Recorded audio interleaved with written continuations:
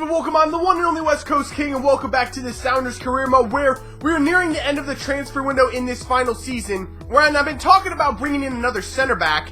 However, now that I think about it, I'm not so sure that we really need to. We have center backs to get us through the rest of the season, and this is the final season, and I think we need to do something special for that. So what I'm trying to do, I'm not going to give anything away right now, but what I'm trying to do would be pretty awesome if I could do it, and it's not a center back. It's going to be a pretty special thing if I can make it happen, but we'll have to wait and see. I have 10 days left to make all of this work. I'm not sure if I have enough time or the money to do it, but if I can, it'd be pretty awesome. So right now we're going to get in and start playing some games. We have FC Dallas up first. They're currently in 4th place in the Western Conference, so let's get into it.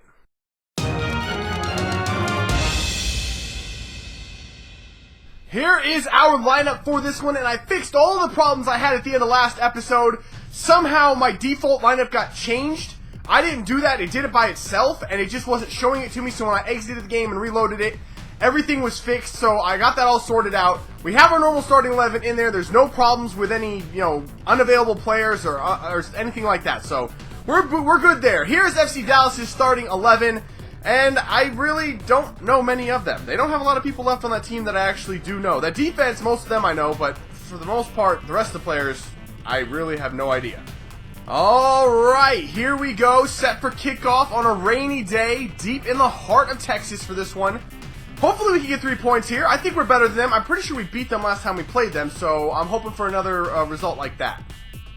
There you go, Barbo. Just took it from him. Way to go, Barbo. Cut it inside. Want to move. Oh! How did I end up turning around and facing away from the goal right there? That should have been an easy finish, and I took the wrong touch. Right here, who is that? Fagundes. Scoops it. What a move from Fagundes. Finish that, Fagundes! Oh, I love Fagundes so much. I mean, it's a dead heat between him and Castillo out there on the left side. I like them both a lot. They're very similar players. I really don't mind either one of them playing in there. When one of them's tired, the other one fills in perfectly. Fagundes gets us on the board. 1-0 over Dallas. That turn from Fagundes right there. Oh, he just left that guy for dead. I'm feeling Fagundes right now. I think he's going to have a huge game over here. Just a nice little step over, scoop it right by Kellen Acosta. Can he put that in? He does get it in to a Barbo. It took him too long to get the shot off, and he might have been offsides. He was. Oh, boy. Oh, that shot. What a strike! Was that Malfleury that hit that? Holy crap, that was an amazing shot. Nicely done. We're going to play in this space for Fagundes. Come on, Fagundes. Nice little move right there. Fagundes is he's just terrorizing Kellen Acosta. He just is, and he's doing it again. Fagundes still. Fagundes turn it in, and Fagundes shot. No, it falls to Vargas with the... What the heck? Oh my gosh, Fagundes just scored his second goal off back-to-back bicycle kicks from Vargas and Fagundes. What the hell has gotten into this team? That was incredible. Can we please see those finishes again? Vargas' first bicycle kick, and Fagundes a little less impressive than Vargas's, but still a nice finish. Got way up in the air and booted it in. That was so cool. I've never even done one bicycle kick, I don't think, much less 2 in a row. That was a sick goal from this team, and it is 2-0 off 2 Fagundes goals. There is the final whistle. We come away from Dallas with a 2-0 victory. Fagundes was freaking incredible in that game. The second half was a little bit slow, but I'm happy with the performance overall, and we get the 3 points. Alright, the next game up is going to be a home game against NYCFC, and we are going to simulate this. I have the lineup that I'm looking for in there, not a weird lineup that they're giving me for no reason. So, again, that is all fixed. I don't have to worry about that anymore, I hope. So we go ahead and simulate, and we win 3-0. Castillo scores, making a statement that he should be in there instead of Fagundes. McAvoy and Riviero Alexander getting a rare start, also getting on the score sheet. Love that. So the next game up is going to be on the road. The last time in this series, we're going to be on the road in Portland to face the Timbers. We've got a slightly rotated lineup in there, but a strong one nonetheless. Pretty much any lineup we put out there is going to be strong. This team is just so freaking good. But Fagundes is in there again. Barbo, McAvoy, and Vargas join him up top. Rest of the lineup is pretty much normal except for Alonso in there at the center back spot.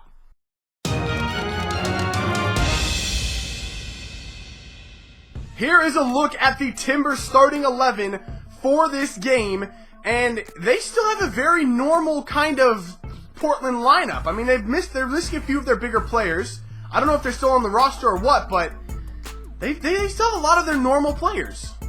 Alright, it is derby time here in Portland. Last time, like I said, coming south down I-5 to Portland to play the Timbers. Oh, Barbo, please get us started the right way. Flip it right in there. Deke those two guys. Hit a nice finesse shot far post. That was awful. No. Chara. Why can't they get rid of Chara? That's like my least favorite guy to play against in the MLS. He's always a problem for me. Alright, come on, boys. Off this free kick. There you go. Tipped in. Oh my gosh, I thought I had that. I took a massive deflection. I was trying to cross that into a Barbo, and it fell right to Vargas, who tries another bicycle kick style finish, but he hits the outside of the net. That almost worked out really nicely. Kitchen, can you get through there? Kitchen, play in. Fagundes was offsides. Not that he finished it anyway, but a Barbo did, but he was offsides. For God's sakes, this is the worst game from both teams. It's one of those games for me where I just know my team's going to play like ass, but Portland's playing the same way. It's been the worst game I've ever been a part of. There's the whistle for halftime. I have no words for what has just taken place. If there's a single highlight that I can show you from that first half, I'd be surprised. We did have a good chance with Vargas. That might be the only one, though. Win that? Nope. No. Oh my God, Pena, I think, just kicked someone in the face. Get there, Fagundes. Yeah. Oh, shit! Bornstein. No, he's just tapping. We're losing. Unbelievable stuff. Unfreaking real. I don't know how Portland's winning this game. To be fair, any goal was going to be that type of a goal. Any goal that's going to be scored in this game is going to be kind of like that. 1,000 deflections, and then Bornstein, who normally never spills a ball, lets it roll right in front of goal, and it's a tap in. For who was that? I don't even know who that was on the far side. Might have been Wallace. I don't know who it was, but that's unfortunate. Play it up right here. Come on, Fagundes. Fagundes, just play the ball up. There you go. Perry Kitchen, turn it inside. Nice move from Perry Kitchen. Across here to Vargas. Vargas. Still Vargas. Turn it outside, Vargas. There you go. There you go, Vargas. Keep going. Keep going. Now turn it inside, Vargas. He's got a shot. Vargas fires it and scores it. It's 1-1. That was a pretty quick reply. Not immediate, but still less than 10 minutes after they scored. We get the equalizer, and it is Vargas. Beautiful team play out of the back, all the way up the field. Vargas with the skills to finish it off, and that was a sick turn right there in the box. Nobody was there, and he puts it by far post. Great goal, and it's all knotted up at 1. All right, we are back in this thing. That was the first time that we've actually linked together more than like 2 passes and worked the ball all the way up the field. That was the best opportunity we've had so far. Kitchen? Kitchen, hello? What the hell was that? Oh my God, Perry Kitchen, no way. That's how this game is gone. No goals even close in the first half, and now 3 goals in about 10 minutes. And that was my fault. I don't know why I tried that pass with Perry Kitchen. I passed it right to the Portland striker, and that's what happens. I got absolutely punished. Was that Chara? Was it really Chara? It had to be Chara. Of course it has to be Chara. The guy I hate playing against the most in this game, and now you see why. He's everywhere. There you go. And another one. Fagundes. Please, Fagundes. Hits that shot off the freaking post, Fagundes. No way. Yes. Barbo. What a freaking play, Barbo. Keep going. Turn it inside. There you go, just like Vargas did. Play it across. There's a shot for Wood. Bobby freaking Wood equalizes. 86th minute. Oh my God, the guy almost never gets any playing time, but he's kind of had to fill in since we lost Dom Dwyer, or I sold Dom Dwyer, and not that was any kind of a loss. But Bobby Wood picked a hell of a time in the I-5 rivalry to get his first goal for this team. Bobby freaking Wood. That's going to be it. That was our last shot. There's the final whistle. We come away with a 2-2 draw in Portland. It's disappointing to drop points against Portland. I always like to beat them. But that was a thrilling game. I thoroughly enjoyed that one. And what a finish that was. And the end of this rivalry in Portland deserved nothing less than a game like that. Alright, so the last game of this episode is going to be the U.S. Open Cup semifinal against Sporting KC. We have to rotate the lineup a lot. We've had like 4 games in a week and a half, so we're really, really tired. Jameson's going to get the start up top. Castillo, McAvoy, and Miranda in behind him. Kitchen and Muntari in the center defensive midfield spots. The original Sounders duo of Remick and Marshall in there in the defense next to Robale and Hong Chul. Bornstein remains in goal.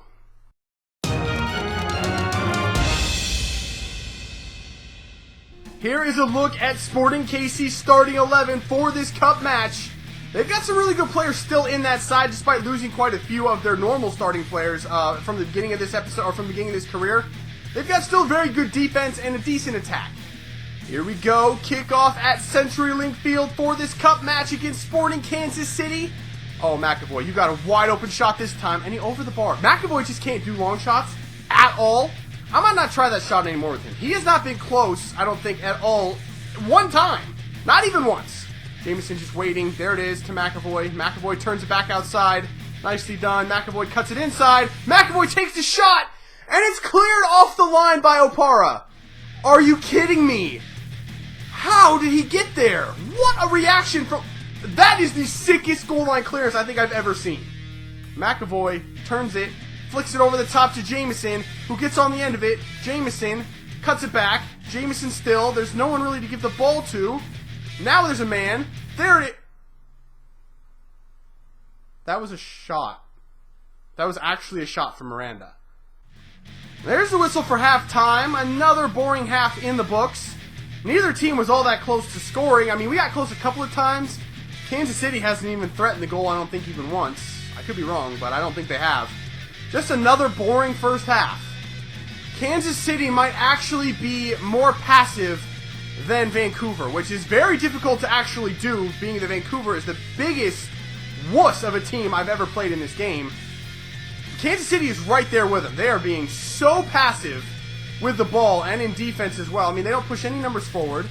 They're just so boring to play against. There you go, McAvoy. Another one to Castillo. We've got an open shot. Castillo bangs it in off the post. Finally, the breakthrough comes 54 minutes into the game.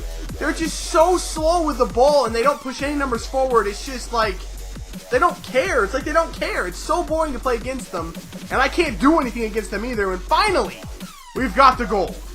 There's a man over here. It's Miranda. He's going to get to it. Is he going to keep it in? He is. Miranda. Put the ball in. To Jameson. That ball actually just went in the goal. How in the world did that actually work? Jameson, I don't even know. That took two deflections. One off the defender, and then the keeper. It looked like it went under the keeper. I have no idea how that ball actually ended up in the back of the net. But I'll take it. It's 2-0 over Kansas City. Let's take another look. I mean, that was a great ball from Miranda to Jameson. Wow.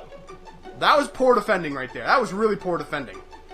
Oh, it went through the defender's legs and then off the keeper. That was such bad defending right there. Bobby Wood does get on the end of it. Cuts it back. What a move from Bobby Wood.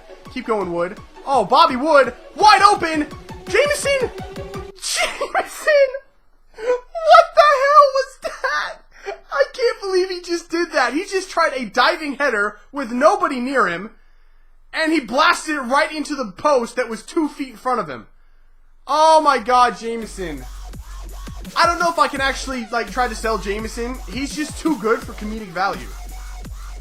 There is the final whistle. And we do get the 2-0 victory over Sporting Kansas City. Overall, though, a pretty boring game.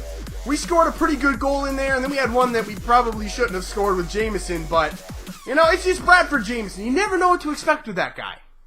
Alright, it is transfer deadline day, and I told you I was working on something special. I wanted to bring Obafemi Martins back into this team, and it's going to cost me a ridiculous amount of money to do that. It's going to cost me $9 million plus Eduardo Vargas. I'm going to move Ouroboros to the right wing. I told you I liked him out there more than I liked him at striker, and now we have an out-and-out goal scorer. The return of Obafemi Martins. Oba Flips are back at CenturyLink Field for the final few months of this season. Alright guys, that is going to do it for this episode. Like I said, I'm just so excited to get back in there with Obafemi Martins. The return of the Sounders legend. I can't wait. It's so exciting to have him back in the Rave Green. But here's a look at the standings before we go. We are currently 18 points clear of LA in the Western Conference, and we played 2 fewer games than them and 2 fewer games in RSL. We're running away with the Supporter Shield. We might actually already have it locked up. I'm pretty sure that we do. In the Eastern Conference, it's still New England, 3 points clear of Philadelphia. They're just holding on to that lead atop the table over there, but they have played one less game than pretty much everyone else in there as well. So that is going to do it for this episode. If you had as much fun as I did and you're excited for the return of Obafemi Martins to the Sounders, make sure to let me know by leaving a like below. Subscribe if you're new, and I will see you when we come back with some more Sounders Career. See ya.